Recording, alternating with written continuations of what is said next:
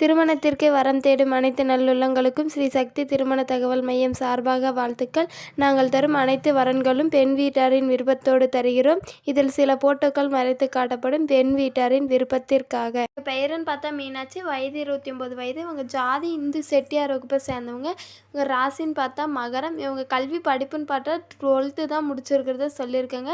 இவங்க வேலைன்னு பார்த்தா டைலராக ஒர்க் பண்ணுறதா சொல்லியிருக்காங்க. வீட்லேயே துணி தைக்கிறதா சொல்லியிருக்காங்க. இவங்க வசதின்னு பார்த்தா வீடு 5 வீடு இருக்கிறத சொல்லியிருக்காங்க. வாடகைக்கு விட்டுருக்கிறதா சொல்லியிருக்காங்க. இந்த பொண்ணு வந்து இப்போ அப்பா அம்மாட்ட தான் இருக்கேன்.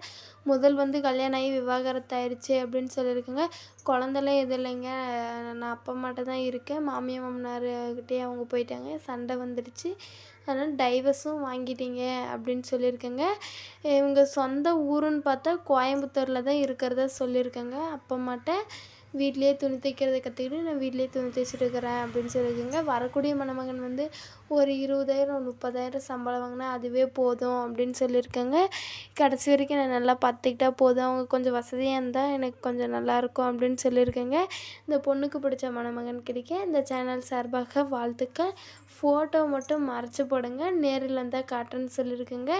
இந்த சேனலுக்கு புதியவராக இருந்தால் சப்ஸ்கிரைப் பண்ணிக்கோங்க, கூடவே ஒரு லைக்கும் போட்டுக்கோங்க. நான் இந்த மாதிரி வீடியோவில் நான் வந்து உங்களை சந்திக்கிறேன். பெயருன்னு பார்த்தா தனலட்சுமி, வயது 28 வயது. இவங்க ஜாதி இந்து வன்னியர் ஜாதியை சேர்ந்தவங்க. இவங்க ராசின்னு பார்த்தா மீனம். இவங்க கல்வி படிப்புன்னு பார்த்தா 12th தான் முடிச்சிருக்கிறத சொல்லியிருக்காங்க. இவங்க வேலைன்னு பார்த்தா பிரியாணி கடை தள்ளுவண்டியில் போட்டு நடத்துகிறத சொல்லியிருக்காங்க. இவங்க வசதின்னு பார்த்தா 5 வீடு இருக்கிறத சொல்லியிருக்காங்க. இவங்க நிலம்னு பார்த்தா 5 ஏக்கர் நிலம் இருக்கிறத சொல்லியிருக்காங்க. விவசாயம் தான் பண்ணுறேன்னு சொல்லியிருக்காங்க. எங்கள் அப்பா அம்மா வந்து விவசாயம் பண்ணுறாங்க. அந்த பொண்ணு வந்து தள்ளுவண்டி கடையில் வந்து பிரியாணி செஞ்சு விற்றுட்டு வரதா சொல்லியிருக்காங்க. இவங்களுக்கு வந்து இன்னும் கல்யாணம் ஆகலைன்னு சொல்லியிருக்காங்க. இவங்க நிலைன்னு பார்த்தா முதல் திருமணம் தான். இவங்க சொந்த ஊருன்னு பார்த்தா தஞ்சாவூரில் இருக்கிறதா சொல்லியிருக்காங்க. இந்த பொண்ணு வந்து என்ன எதிர்பார்க்குதுன்னா, வரக்கூடிய மணமகன் வந்து நல்லா படித்தவராக நல்ல வேலையில் இருக்கணும், மாதம் ஒரு 40,000 மாதம் சம்பளம் வாங்கணும், கடைசி வரைக்கும் நான் நல்லா பார்த்துக்கணும் அப்படின்னு சொல்லியிருக்காங்க. இந்த பொண்ணுக்கு வந்து பிடிச்ச மணமகன் கிடைக்க இந்த சேனல் சார்பாக வாழ்த்துக்களை சொல்லிக்கிறேன். இவங்க அப்பா என்ன சொல்கிறாங்கன்னா, வரக்கூடிய மணமகன் வந்து நல்லா அழகாக நல்லா படித்தவராக நீட்டாக இருக்கணும்னு சொல்லியிருக்கேங்க. என் பொண்ணு வந்து கடைசி வரைக்கும் நல்லா பார்த்துக்கணும்னு சொல்லியிருக்கேங்க. இந்த பொண்ணு வந்து அழகாக இருக்குன்னு சொல்லியிருக்கீங்க, மிஸ் பண்ணிடாதீங்க.